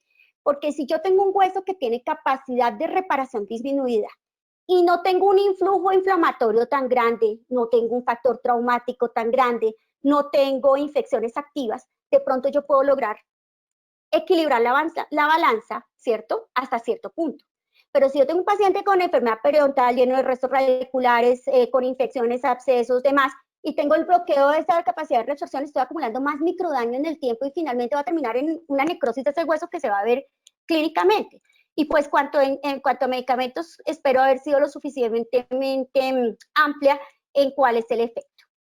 Entonces miremos esto, no es lo mismo esta situación de un paciente que crónicamente tiene toda esta cantidad de influjo traumático, infeccioso, inflamatorio sobre el hueso, que este paciente que se fractura la raíz, que sí localmente tiene esto, pero que el resto no tiene nada más. Entonces, que tiene muy poco tiempo de esto. Si yo le hago un procedimiento quirúrgico aquí, seguramente va a tener una tasa de éxito menor y menor riesgo que en el otro caso. Estas son algunas estadísticas que hablan cómo la enfermedad periodontal y el trauma causado por prótesis desencadena osteonecrosis en muchos pacientes, pero acuérdense que es el desbalance entre una cosa y la otra, y obviamente, pues la prevención está demostrada, no hay una forma de, no hay unos estudios clínicos aleatorizados bien hechos que nos permitan establecer cuál es el impacto de estas medidas preventivas real sobre la osteonecrosis, pero hay muchos estudios de pacientes que inician con eliminación de focos infecciosos, con eliminación de traumas, se mantienen, se les enseña a cepillarse, se les educa y se les apodera del conocimiento para que puedan mantenerse libres de esta inflamación y nunca desarrollan osteonecrosis a pesar de estar expuestos crónicamente a una serie de medicamentos y tener una serie de comorbilidades importantes de difícil manejo. Luego la prevención, y en esto el papel que tiene el odontólogo es trascendental para poder controlar esos factores y no llegar a tener que sacarle los dientes y ponerle el implante y hacer otra serie de cosas. Nuestro objetivo final entonces será equilibrar esta balanza en cuanto a los requerimientos metabólicos y la capacidad del hueso para cicatrizar, y mi sugerencia es ir colocando en la balanza uno y otro factor en cada caso individual, porque el riesgo es individual. Aquí no existe una receta de cocina, cada paciente tiene su propio riesgo y ese riesgo no es el mismo hoy, mañana, dentro de 3 meses o 6 meses, porque se van a sumar factores que hacen que ese riesgo o se aumente o se disminuya. Entonces tenemos que evaluarlo en cada momento que vamos a hacer una intervención en un paciente. Algunos puntos que me interesa compartir con ustedes en cuanto a tratamiento real de estos pacientes, no voy a hablar de la osteonecrosis ni voy a hablar del tratamiento de la osteonecrosis, simplemente de cómo evaluar y cómo disminuir el riesgo de que lo desarrollen es el siguiente. El paciente que no ha iniciado tratamiento con antirresortivos, pues es nuestro paciente ideal, cada vez nos mandan más pacientes de esos y el objetivo es que nosotros seamos eficientes, que logremos controlar todos los factores locales que les estoy hablando. Por ende, pues en el paciente con osteoporosis hay que educarlo, hacer un control óptimo de la inflamación, la infección, el trauma, hacer tratamientos predecibles a largo plazo. No vamos a jugar, ahí ensayemos con esta rehabilitación a ver, aunque veo que no, el pronóstico no es tan bueno, porque acuérdense que esto es una enfermedad crónica, es una enfermedad de larga data, que va a estar expuesto a medicamentos y de pronto dentro de 10 años no va a ser lo mismo que tengo en este momento. Si requiere cirugía, entonces es muy importante que la hagamos lo más pronto posible, logremos un cierre por primera intención del tejido blando y tan pronto se logre ese cierre del tejido blando nada más, ustedes ya pueden mandar al paciente para que le apliquen el medicamento.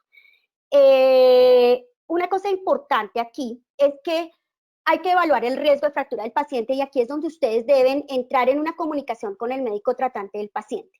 La comunicación con el médico tratante no es, señor, ¿puedo hacer esta cirugía? ¿Será que le puedo poner el implante? ¿Será que le puedo sacar la muela? Esa no es la comunicación. La comunicación es, tengo esta situación, este paciente requiere este medicamento y necesito saber si la aplicación de ese medicamento es urgente o me da tiempo de hacer esto, esto, esto y esto que se va a demorar este tiempo. El médico ya tiene establecido el riesgo de fractura de su paciente y les va a decir, no, este paciente si no le aplico el medicamento ya se me va a fracturar en una semana. Entonces, si ese paciente necesita que le apliquen el medicamento ya, mi consejo es que se lo apliquen. Si es uno por vía oral, ustedes no tienen problema, pueden hacer su procedimiento quirúrgico, tan pronto el paciente empiece a tomar el medicamento, tomándolo lo pueden hacer sin ningún riesgo. Si es un parenteral, sí tenemos riesgo, porque es que tan pronto le apliquen el endovenoso del subcutáneo, va a tener un bloqueo inmediato de la reabsorción ósea. Y la reabsorción en los maxilares empieza, la cicatrización en los maxilares empieza con la reabsorción del hueso. Entonces, pues yo no voy a hacerle la cirugía tan pronto le apliquen el medicamento porque va a tener bloqueado esa primera fase de cicatrización. ¿Qué tengo que hacer? Esperar que haya disminuido el efecto de ese medicamento endovenoso para poder hacer mi cirugía. Y eso se espera, si es en el caso del zoledronato, casi el año. Pero usualmente con una dosis, el paciente a los 3 meses ya está retomando parte de ese recambio esquelético, va a tener alguito de reabsorción y seguramente van a poderlo hacer, pero tienen que evaluar eso en su paciente. Si el riesgo de fractura es bajo, pues ya les dije, negociar el tiempo para la colocación del medicamento. Entonces usted le dice, le va a hacer la cirugía, no va a demorar tanto tiempo, a los 15 días ya estoy retirando suturas y usted le puede aplicar el medicamento. En el caso de los oncológicos, aquí la cosa es a otro precio porque es la vida del paciente. Bueno, en este también, pero es que aquí es una cosa más compleja. Cuando lo mandan, porque tienen que aplicárselo, usualmente tienen que aplicárselo ya. Y tienen que aplicárselo con la quimioterapia. Luego usted no tiene tiempo de sentarse a esperar si le va a hacer esto o lo otro, de pronto esto, si el paciente tiene la plata o no tiene la plata, o esperemos a ver 6 meses, esperemos a ver 3 meses. No, hay que hacerlo y hay que tomar decisiones rápidas, radicales y eficientes. Implantes dentales. Le voy a colocar implantes dentales a mi paciente porque le hice la exoncia y quiero colocarle el implante. No ha iniciado el tratamiento con medicamentos. Negocien el tiempo de acuerdo al riesgo de fractura. Si el médico puede esperar los 4 meses de su integración o el tiempo que ustedes decidan que es necesario para su tratamiento o su integración, y sin aplicarle el medicamento lo pueden hacer. Y una vez finalice ese tiempo, pues que le apliquen el medicamento y garanticemos que se lo aplique. Si no puede esperar, tiene que aplicárselo ahí, negocien la postura del implante, finalizando la primera dosis antes de empezar la segunda. Si son 4 meses, mi sugerencia es hacerlo 2 meses antes, 2 meses, postergar la aplicación de la siguiente dosis 2 meses después. Se puede hacer conjuntos con el zoledronato y con el denosumab, pero pues hay que definir muy bien el momento en que van a intervenir el paciente. El paciente que ya ha sido expuesto a antirresortivos, el que llega con la infección y ya tiene consumo de antirresortivos, la cosa importante aquí es que tienen que establecer el tiempo real de bloqueo de la absorción, que no es tanto, bueno, el tiempo de bloqueo de la reabsorción les habla del microdaño acumulado localmente y qué tanto daño tiene ese hueso para yo irle a sumar otro trauma quirúrgico. Y de pronto que ya se necrose porque lo tengo sobreexpuesto a trauma. Es el tiempo que ha estado expuesto a antirresortivos y es nuestra obligación saber realmente cuánto es eso. Aquí me quedó mal, aquí es antirresortivos, pero es importante averiguarlo. Y deben evaluar una cosa importante, y es el paciente durante todo este tiempo de tratamiento ha estado expuesto a osteoformadores, como el teriparatide. Porque si durante el tratamiento tuvo 5 años de alendronato, 2 años de denosumab, los 2 años de teriparatide, que son solo 2 años y por toda la vida, luego esa es una herramienta de oro que tenemos que saber utilizar porque no se puede volver a utilizar a lo largo de toda la vida, solo 2 años. Entonces, después de esos 2 años, es como si ustedes partieran de un esqueleto totalmente reconstruido, no como cuando tenía 20 años, pero por lo menos sin el daño acumulado de todos esos años de antirresortivos. Entonces, ese es su punto cero. Si después de eso, que seguramente tuvieron que hacerlo, ya le aplicaron otro antirresortivo, ese es el punto cero y ese es el tiempo acumulado real en este escenario de pacientes. Si su paciente tiene un tiempo acumulado menor de 4 años sin comorbilidades, el riesgo de necrosis es cercano al 1%. Y eso tiene que quedar claro en el consentimiento informado del paciente. Yo siempre les digo, es una balota llena de bolsas, de peloticas blancas, y hay, de 100 peloticas, hay una que es negra. Cuando yo meto la mano en esa bolsa, yo la meto a ojo cerrado, puede que salga la negra, y se ganó la osteonecrosis. Tengo que saber identificarla y tengo que saberla manejar. Pero mi probabilidad es muy baja porque tengo 99 blancas. Sin embargo, existe esa probabilidad. Entonces deben averiguar cuál es la última dosis del antirresortivo parenteral. Por lo que les digo, que cuando ustedes van a hacer una intervención quirúrgica en un paciente con un antirresortivo parenteral, no se la hagan al día siguiente de aplicarlo porque tienen bloqueado la resorción por un largo tiempo. Hágansela cuando esté finalizando, próximo a la siguiente dosis del medicamento, y ahí es cuando ustedes entran a negociar con el médico y a informarse bien y a decirle, listo, tengo que hacer esto y lo voy a hacer en este tiempo, cuando el periodo de aplicación es tal, usted me da tal espera y lo hacemos. Entonces deben hacer tratamientos de urgencia para tratar de mantener la situación hasta donde se pueda. Siempre sabemos que los antibióticos, que los analgésicos, que los conductos, bueno, que las cosas que yo pueda apelar para mantener eso mediante ese tiempo existen. La intervención quirúrgica tiene un protocolo muy claro.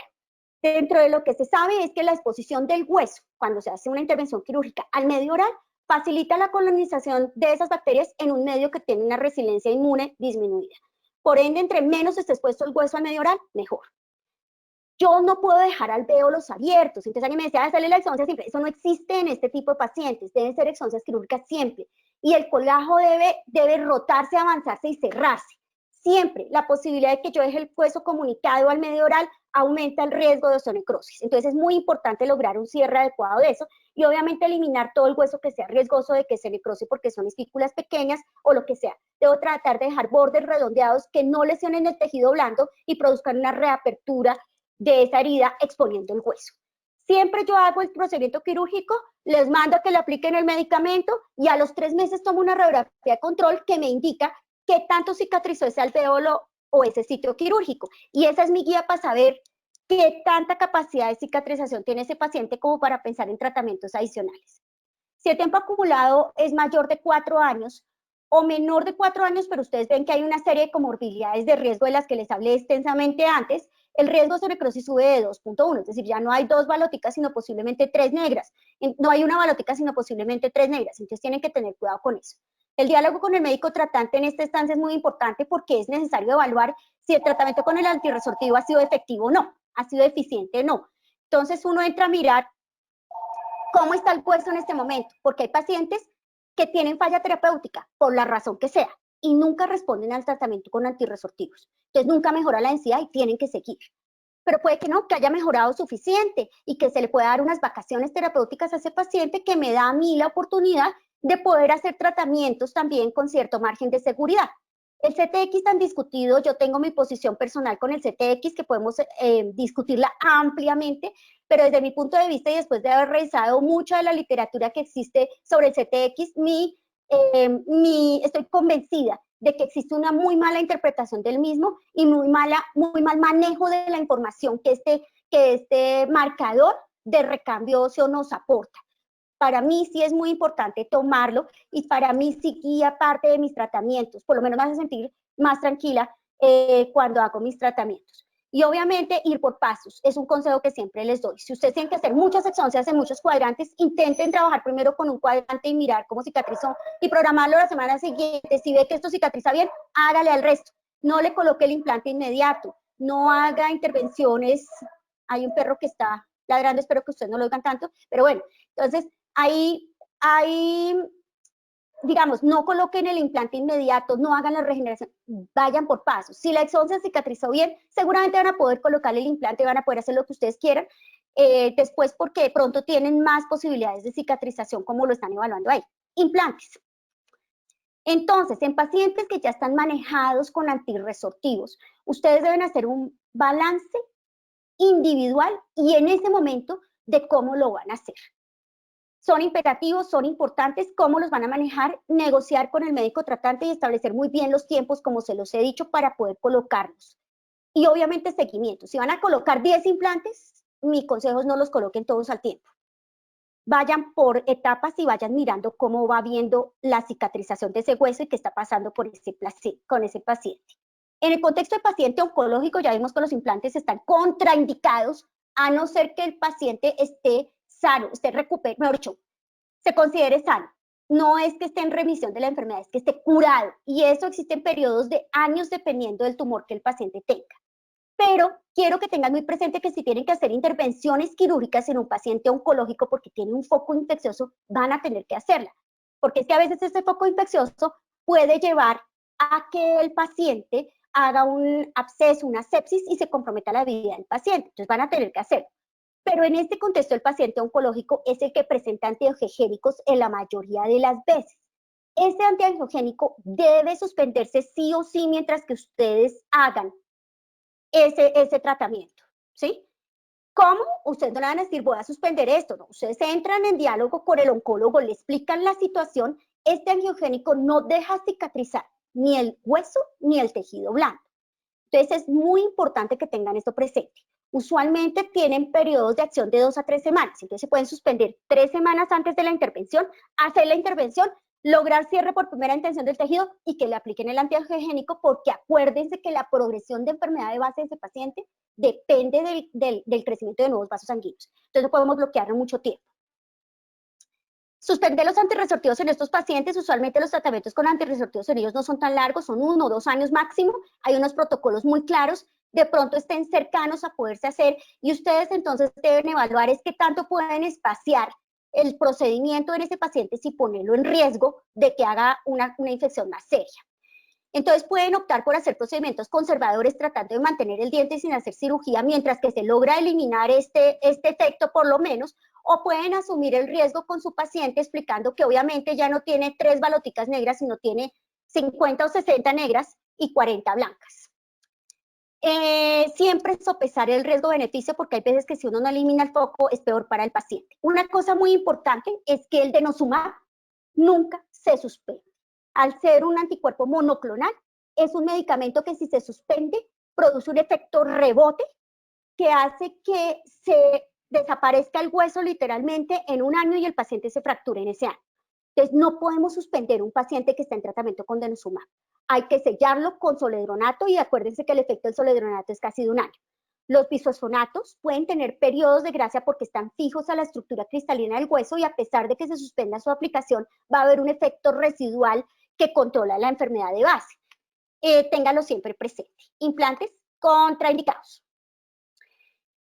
Su papel, hacer una temprana identificación de la complicación, es muy importante dentro de las características que el paciente les va a referir y que los hacen sospechar de que esté desarrollando una osteonecrosis, y no me voy a detener en esto porque no es el tema, pero pues es dolor sordo en el hueso, en toda la zona. A veces les dice me duele la mandíbula y no logro identificar el sitio, me duele toda la mandíbula o me duele todo el maxilar. Alteraciones de la función neurosensorial como el síndrome de Vincent, que es el adormecimiento del labio del mentón, nunca habla bien de patologías que estén ocurriendo en la mandíbula, usualmente son cosas serias y en un paciente expuesto a medicamentos lo más seguro es que sea una osteonecrosis o una metástasis. El aflojamiento de los dientes por una razón no explicada, siempre uno es tentado porque llega el diente moviéndose para un lado y para el otro, pero oh sorpresa, el diente es vital, solo que lo que está afectado es el hueso que lo está soportando y por eso el diente empieza a moverse. Entonces no es el diente, era el hueso. Es un diagnóstico diferencial que hay que hacer muy bien. Las fístulas no asociadas a necrosis pulpar o a otras cosas, por eso el diagnóstico diferencial es súper importante y las imágenes aquí juegan un rol definitivo. Por ejemplo, este caso. Ustedes podrían observar este paciente y podrían pensar que radiográficamente tiene todas las características de una osteonecrosis, pero no es un paciente expuesto a antirresortivos. Sin embargo, tiene hueso expuesto aquí y aquí. Sin embargo, tiene todo esto que está destruyendo el hueso, que es una infección crónica, una osteomielitis crónica. Este paciente es un paciente con una osteopetrosis. Es el otro escenario, no tiene antirresortivos, pero está desarrollando toda esta situación muy semejante clínicamente a una osteonecrosis asociada por medicamentos. El diagnóstico diferencial, vuelvo e insisto, muy importante. La clínica, pues ya sabemos que la osteonecrosis tiene estos estadios y como les dije, no voy a entrar a hablar, eso es tema como de otra charla, pero para que aprendan a identificar los estadios es muy importante porque es cuando hay que remitir el paciente, hay que remitirlo rápido. Quedarse uno con un paciente que de pronto uno no puede ofrecerle muchas alternativas de manejo no es tan chévere. Las imágenes que son sugestivas de osteonecrosis hay que tenerlas muy en cuenta. Y creo que he terminado. Se me fue mucho tiempo. Espero que todos estén despiertos. Bien, doctora, muchas gracias. Pues tal como lo anunciamos al principio, pues la exposición duró cerca de 1 hora y media, entonces estamos muy bien los tiempos. A continuación, entonces, como se los anunciamos, seguimos con la sección dedicada exclusivamente a la resolución de las preguntas que nos hicieron llegar a través de desarrollo de su exposición, doctora Sarmiento. Entonces, nos acompaña nuevamente la doctora María del Pilar, quien ha escogido algunas de esas preguntas que los asistentes formularon y bueno, las dejo a ustedes dos ahí para que nos ayuden a resolver esas dudas. Bueno, muchas gracias. De parte del auditorio, muchos agradecimientos, muchas felicitaciones. Excelente la conferencia. Dicen muy buena como para repetir. Entonces, solo buenos mensajes. Dentro de las preguntas, la primera dice, en el escenario de un paciente oncológico que recibe antirresortivos y que ha recibido radioterapia en cuello, ¿cuál es el criterio diagnóstico para diferenciar entre una osteoradionecrosis y una osteonecrosis por medicamentos? Esa es una pregunta bastante complicada porque dentro de la definición de la osteonecrosis asociada a medicamentos, uno de los parámetros es que el paciente no haya sido irradiado en cara y cuello. Pero en este caso tenemos la irradiación por una patología que suponga un carcinoma escamocelular en boca, que son los que ameritan, digamos, otro tipo de tumor, pero ese es uno de los más frecuentes, que ameritan irradiación. Y por otro lado tenemos el consumo de los antirresortivos, porque el paciente podía tener alguna otra enfermedad de base que ameritaba el manejo con ellos. Cuando yo veo esa situación es muy difícil saber cuál fue realmente el factor desencadenante y usualmente yo pienso que es una suma de varios factores. Se ha presentado la situación allí en donde tenemos el paciente irradiado recientemente con focos infecciosos en boca y que amerita manejo con antirresortivos y los bloqueamos. Los bloqueamos por el riesgo de empeorar la condición del paciente.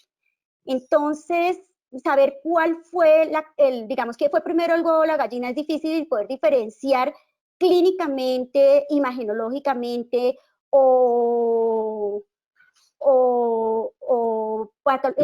histopatológicamente, eso es difícil. Mi consejo es que en la fisiopatología de la osteoradionecrosis básicamente se compromete muchísimo la vascularización de los tejidos, tanto del hueso como del tejido blando. Pero como ustedes vieron, en la osteonecrosis dependiente de medicamentos también. Entonces, uno puede comenzar a mejorar las condiciones de ese hueso con medicamentos que mejoren la vascularización. Se habla mucho del oxígeno hiperbárico, yo pensaría que también es una alternativa, así digan que en osteonecrosis asociada a medicamentos no, porque no es el factor principal, pero lo que vemos es que sí está comprometida también la vascularización. De hecho, hay reportes en la literatura de manejo con sustancias como la pentoxifilina y el tocoferol. La pentoxifilina mejora la vascularización de los tejidos blandos y del hueso y se ha visto que tienen efectos en mejorar las condiciones de los pacientes con osteonecrosis asociada a medicamentos e indudablemente también en los que tienen osteoradionecrosis. Bueno, no muchas sé si gracias. fue clara la respuesta. Sí, muchas gracias. Dice, ¿qué justificación tiene un paciente con terapia antirresortiva que tenga también tratamiento con calcio y vitamina D? Bueno, resulta que de pronto la pregunta, bueno, todo paciente que está manejado con antirresortivos debe estar suplementado en calcio y vitamina D por una razón muy importante. El antirresortivo bloquea la resorción del hueso. Acuérdense que ese es el principal mecanismo por el cual se va a sacar calcio del hueso para llevarlo a sangre y compensar las pérdidas metabólicas que tiene el organismo en su funcionamiento diario. Si yo no tengo suplencia de calcio en la dieta, estoy sacándolo del hueso, pero estoy bloqueando la resorción. Entonces se puede producir una hipocalcemia en ese paciente que puede complicar las condiciones del mismo. Es muy importante y todos los estudios con antirresortivos se basan en la suplencia plena del paciente con calcio y vitamina D. De lo contrario, el antirresortivo no tiene efecto en el hueso y sí empeora la condición. Bueno, dice, en pacientes con hiperparatiroidismo por adenoma, al retirarlo, ¿se revierte la osteoporosis? Y si es así, ¿en qué porcentaje? Esa pregunta no sabría decirle qué porcentaje. Obviamente retirar un tumor que se está comiendo el hueso, pues mejora las condiciones. De hecho, ustedes saben que los tumores pardos que se producen por ese hiperparatiroidismo que se desencadena, ¿no? Se come el maxilar y cuando se retira el tumor pardo, ese es el tratamiento, ¿sí? Se mejora, se recupera. Entonces, ¿qué tanto recupere? Yo diría que ese daño acelerado por un hiperparatiroidismo, por la razón que sea, logra recuperarse. Pero el hiperparatiroidismo por deficiencia de vitamina D no se va a solucionar a no ser que se dé. El tumor hay que retirarlo. El problema es que al retirar el tumor uno tiene que ser muy específico para no llevarse todas las paratiroides, lo cual es bastante complejo. Entonces el manejo de esos pacientes es un poco complejo, pero el tumor hay que retirarlo y cuando el tumor se retira, se mejoran las condiciones de los huesos. El problema es que no sé decirle en qué porcentaje, la verdad, pero que se mejora, sí, como el ejemplo del tumor pardo. Ok. ¿Por qué la osteonecrosis asociada a medicamentos tiene afinidad por los maxilares? Creo que esa se las expliqué clara. Ya vimos que el maxilar tiene unas características que lo hacen único, diferente a los huesos largos. Entonces, acuérdense que las células estromales responden diferente a la presencia del medicamento, el hueso cicatriza diferente al resto de huesos, es un hueso que metabólicamente es muchísimo más activo que un hueso largo y por ende acumula más microdaño. Es un hueso que es un target específico del antirresortivo porque tiene un metabolismo acelerado, es donde más se va a acumular medicamento y por ende se va a bloquear más ese recambio y esa cicatrización. Entonces, creo que a lo largo de la charla vimos muchas de las características de por qué los maxilares son específicos o es un sitio específico, aunque se describen osteonecrosis de los huesos del oído, que es otra cosa que yo pienso que no tiene que ver con la osteonecrosis de los maxilares, pero se producen infecciones crónicas con supuración y otitis y de todo, y son los huesos que están comprometidos por el antirresortivo. Ok. ¿Qué opina del tratamiento a largo plazo de los bifosfonatos con relación a la salud en general? Esto debido a los riesgos médicos. ¿Y qué opina del drug holiday? Del holiday. Hay dos tipos de holiday y esa cosa hay que aclararla acá. Una cosa, un holiday es el que hablan los cirujanos maxilofaciales como la Asociación de Cirujanos Orales y la Asociación Americana de Cirugía Oral y Maxilofacial, que planteaban que antes de realizar una intervención quirúrgica uno dejara 2 meses, por ejemplo en el caso de los bifosfonatos orales, porque ya sabemos que los parenterales, pues no porque se aplica anual y el otro semestral, pero dejar 2 meses de no tomar el alendronato, realizar la intervención y otros 2 meses posteriores. El estudio en el que se basó esa decisión es bastante confuso y como que el análisis no es muy adecuado. Si yo pienso que el medicamento es la causa de la osteonecrosis, seguramente si yo dejo de tomarlo un tiempo, permito que se retome en parte ese recambio óseo y voy a tener alguna posibilidad de cicatrización. Pero si yo les digo que lo más importante es el microdaño local acumulado a lo largo de todo el tiempo que el paciente ha estado tomando el medicamento, seguramente esos 2 meses no van a ser suficientes para que ese microdaño acumulado, dependiendo del tiempo acumulado, se logre suplir. Entonces, así lo dejen los 2 meses y le hagan la intervención, seguramente se les va a exponer el hueso si es un hueso que ha estado 5 o 10 años expuesto al antirresortivo. ¿Qué opino del medicamento? Ya les expliqué que disminuir la incidencia de fracturas esqueléticas al 50% salva vidas. Luego, no podemos discutir, digamos, la importancia que tienen esos medicamentos en la disminución de las fracturas versus la probabilidad de complicaciones como la osteonecrosis. Es algo que tenemos la pelea, digamos, perdida. Yo diría que es muy importante, pero que hay que evaluarlo también muy bien. Entonces, de pronto la falencia está en evaluar si hay falla terapéutica, si lleva muchos años, si de pronto puedo esperar, ahí sí el holiday terapéutico que se ha definido como, que si yo le doy alendronato a un paciente, a los 3 años tengo que entrar a evaluar si logré algo en ese hueso. Si lo logré, tengo que saber si fue suficiente por un tiempo y puedo descansar un periodo de tiempo o no. O tengo que seguir con otro antirresortivo, o si hubo falla terapéutica en esos 3 años. En el caso, perdón, son 5 años con alendronato y 3 años con zoledronato. Ahí es cuando, evaluando en esos periodos de tiempo, yo puedo definir si tengo que seguir, si puedo parar o si puedo reemplazar por otro medicamento y darle la oportunidad de un osteoformador, por ejemplo. En el caso de osteoporosis, porque en el caso de oncológicos, totalmente contraindicado el teriparatide. Ok, muchas gracias. Tenemos 2 preguntas más. Bueno, hay muchas, pero vamos a seleccionar 2. ¿El futuro del tratamiento de la osteoporosis se hará con osteoformadores? ¿Cómo actúan a nivel óseo? ¿A qué dosis? ¿Y cuáles se consiguen en Colombia? Yo creo que el futuro del tratamiento de la osteoporosis está en que nosotros cambiemos nuestro hueso desde que nacemos y logremos unos mejores huesos durante los primeros años de nuestra vida. Como todo, la prevención es mejor que el tratamiento. Entonces, tenemos que evitar que nuestros pacientes lleguen al punto de fractura muy jóvenes y la forma es modificando hábitos de vida. Ese sería como el futuro que yo vería para eso.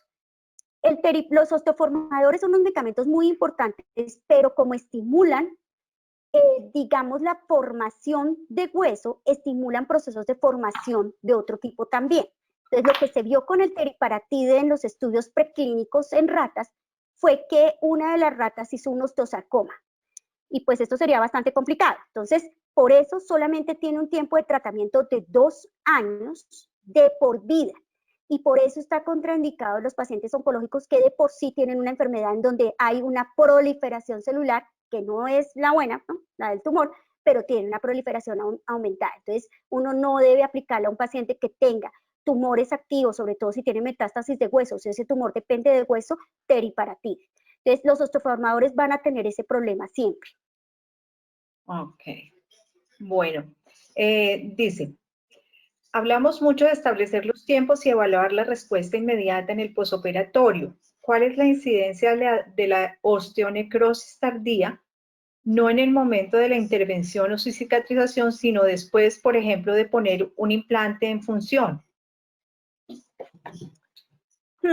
Bueno, yo pienso que controlar la infección es una cosa muy importante. Nuestro papel es empoderar al paciente para que logre mantener niveles bacterianos bajos en eso. Los reportes de implantes que se han perdido a posteriori funcionan, los implantes funcionan, digamos, hasta cierto punto como los dientes. Si el hueso que los rodea se compromete por un proceso infeccioso o inflamatorio, van a terminar perdiéndose. Y si ese requerimiento metabólico es grande en ese sitio, pues es un sitio target para el antirresortivo con mayor bloqueo y con mayor acúmulo de microdaño. Entonces yo analizaría muy bien cuál es la causa de pérdida de los implantes en ese escenario, porque seguramente es un muy mal control de la infección y la inflamación en esos sitios.